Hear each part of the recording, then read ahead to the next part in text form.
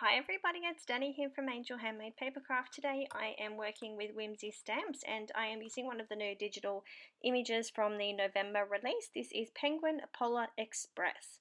So it's a nice big image, so it did take me quite a while to colour it up. I haven't sped the Copic markers up as much as I normally do. I decided to speed the card process up instead because I wanted you guys to see the awesome colouring that was involved in this stamp. And I really love the way that it turned out, so I'm super proud to be sharing it with you all. So I do have this image printed onto some espresso blending card just using my Brother laser printer, so it is nice and Copic friendly. I am, as I said, colouring it up with Copic markers, so I'm using some W markers for my little polar bear.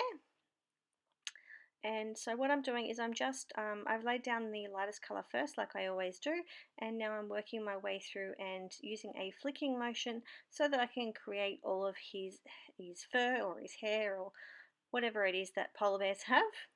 And he looks so fluffy and gorgeous, and I really love the way that he turned out. So I'm going in with my W5 marker first, and then I will go down to my W3 marker and then down to my W1 marker.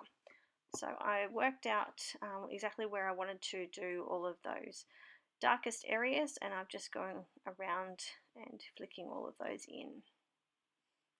I did decide to do the top of his nose as well, as normally that's a nice fluffy area.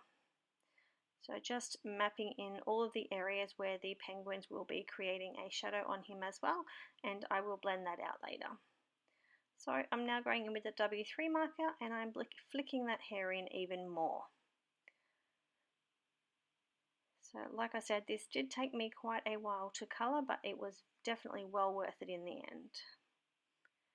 So for those of you who aren't aware, this image actually was previously released as a rubber stamp, and that is also still available to purchase. So you have two options, either a digital stamp or a rubber stamp. So I will have both of those linked up for you so that if you do have a preference, they are both available to you.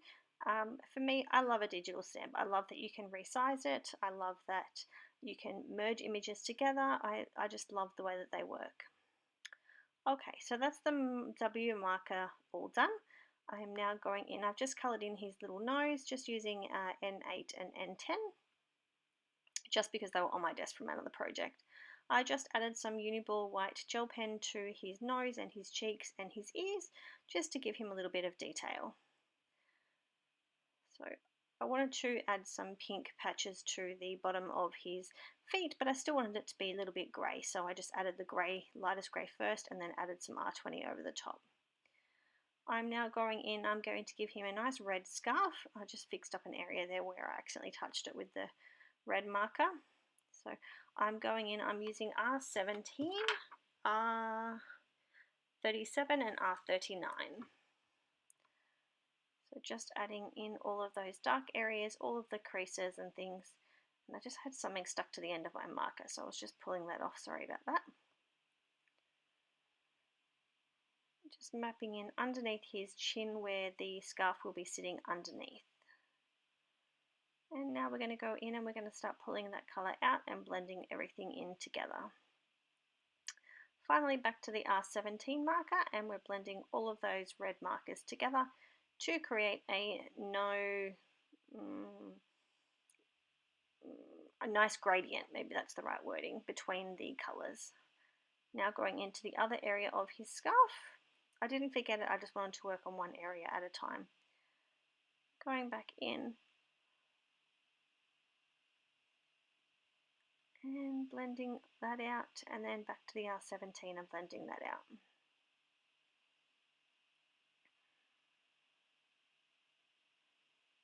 Okay, now we're going to go in and we're going to start colouring our little penguins in. So they do have white faces, so what I'm doing is I'm going in with the N3, N1 and the colourless blender to pull that colour out.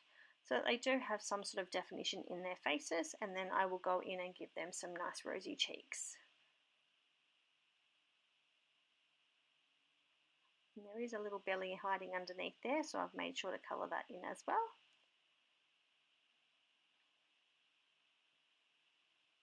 And now we're going to go down to the N1 marker and we're going to carefully start pulling that in, just gently so that they still do look like they are white-faced little penguins.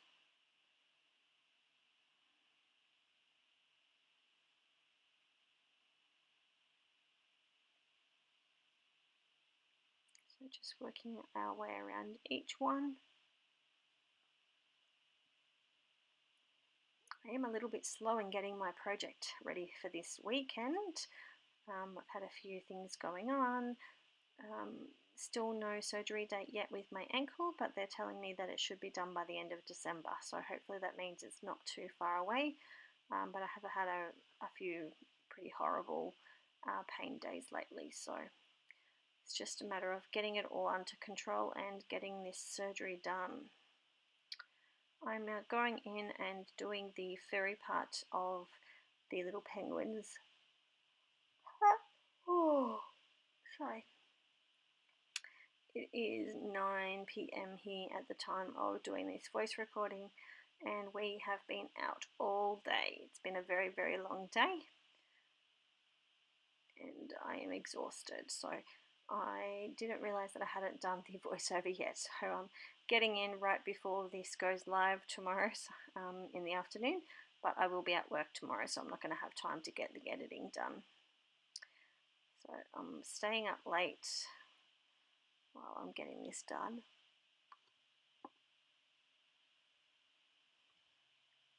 Colouring in the little ball on the end of his hat.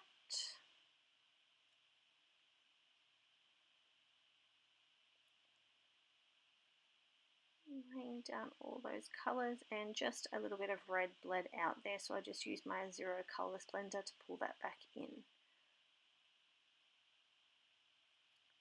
Back in with the R37 and then back to the R17 to blend it out.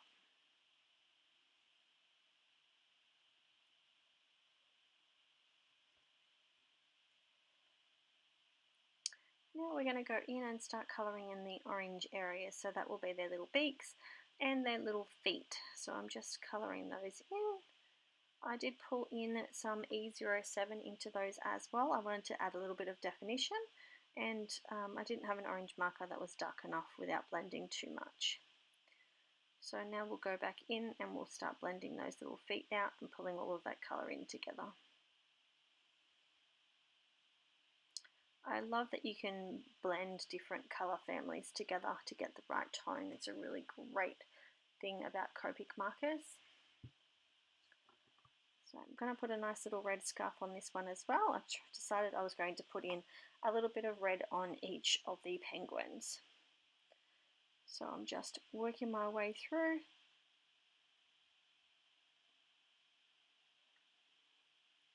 Using the same red blends.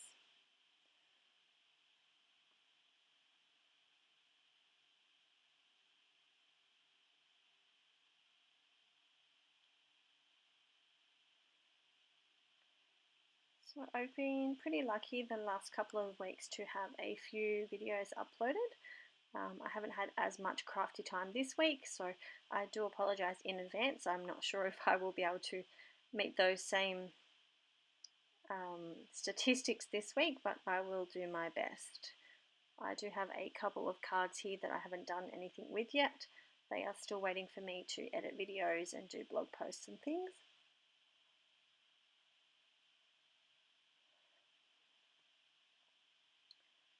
And now finally moving on to the last of the, oh sorry, there's one more penguin down the bottom. The last of the penguin hats maybe. Maybe that's what I was going to say. Right, so just mapping in where those dark areas are going to be, back to the R37 and finally back to the R17 to blend everything together. Just be careful when you're using your red markers that you don't get any ink on your fingers, because once it goes onto your image you won't be able to fix it without fussy cutting or covering it up.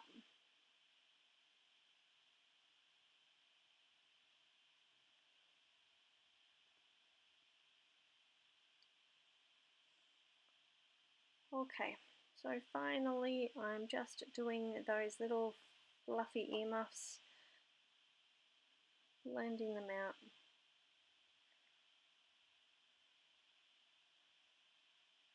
Okay, Okay, I'm just going to give him a little gold bauble on the end of his hat. And now we're going to go in and start doing all of the black areas. So I'm just going section by section, not wanting anything to dry too quickly, and making sure that I don't accidentally colour something that I shouldn't be. Sometimes patience is the key when you're working with Copic markers.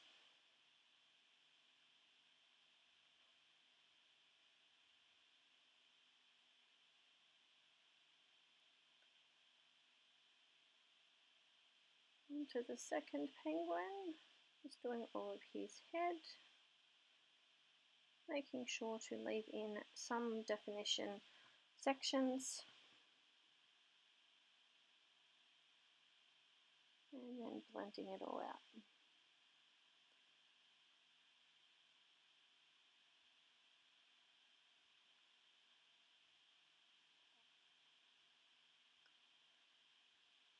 On to the second last penguin now.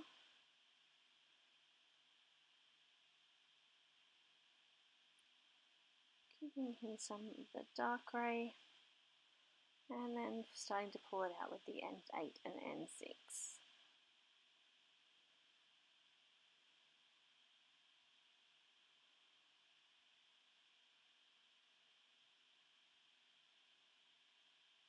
Just making sure I'm going nice and slow and steady.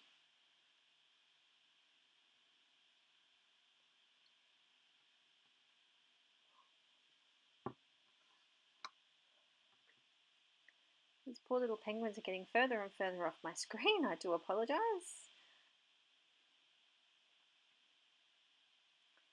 And moving it around so I can get some nice detail in. Just finishing off his head, and then we'll work on his body.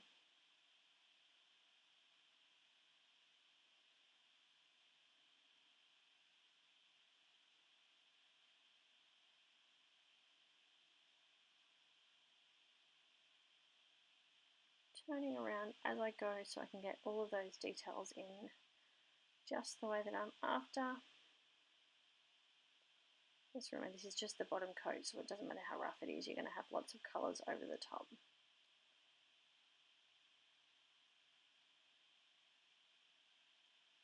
Then back to the N6 to start pulling that colour out, and finally back to the N6 and blending everything together.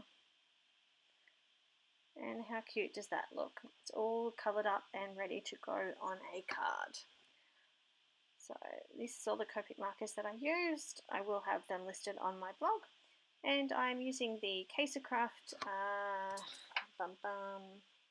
the Starry Night paper pad, and I'm using some American Crafts Christmas cardstock from a couple of years ago.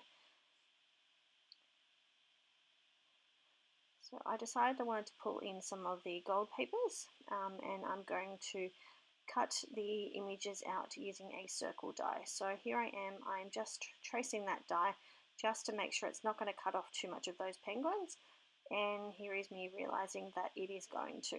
So I ended up pulling out my Sizzix circle dies, which were a little bit bigger, and I'm just rubbing out the original circle die marks, and then I'll go in and trace the new one. So what I'm going to do is I'm just going to fussy cut those sections that I need to slide underneath the die so that they don't get chopped off. So I'm just sliding that die behind their heads and behind the little hat, and then rubbing out all of the pencil lines. So I decided I needed to add some snow underneath them, so I've just pulled in some of the end markers and the Zero Colour Splendor, and I've just added some snow to the background, or just to the bottom of them anyway. So I'm pulling in some more of those papers. I've just found this cute little reindeer strip from another card, and I really like this little scallop from the pullout, so I'm just trying to work out a way that I can put it onto the card, and now just looking for a sentiment. So I really love this Merry Christmas on the gold. I thought it went really well with all the papers. So I did cut this little sentiment out into a Christmas tree. I just used my T-square ruler to trace to make sure that the sides were straight and perfect. I ended up needing to cut it down a little bit more, so I've done that again. And I've just fussy cut it using my EK Success scissors. I wanted to put it on the front of the card, but it just wasn't going to work, so I decided to put it on the inside of the card instead. And I've just used some of those scrap pieces from the Christmas tree and my EK Success star confetti punch, and I just punched out some of those stars. So I am going to decorate the inside of the card as well. I will have photos at the end. I didn't get all of this on video. Unfortunately, my camera died and I didn't notice. But please check out all of the videos. I hope you enjoyed this video. I'm just using some Helmar acid-free liquid adhesive to adhere all of those layers, and I've just put them all onto a Kucha Creations card base. So if you haven't already, I'd love for you to subscribe to my channel. If you liked this video, just hit the like button, and here is the completed card. So I thank you for watching, and I'll see you all soon. Bye.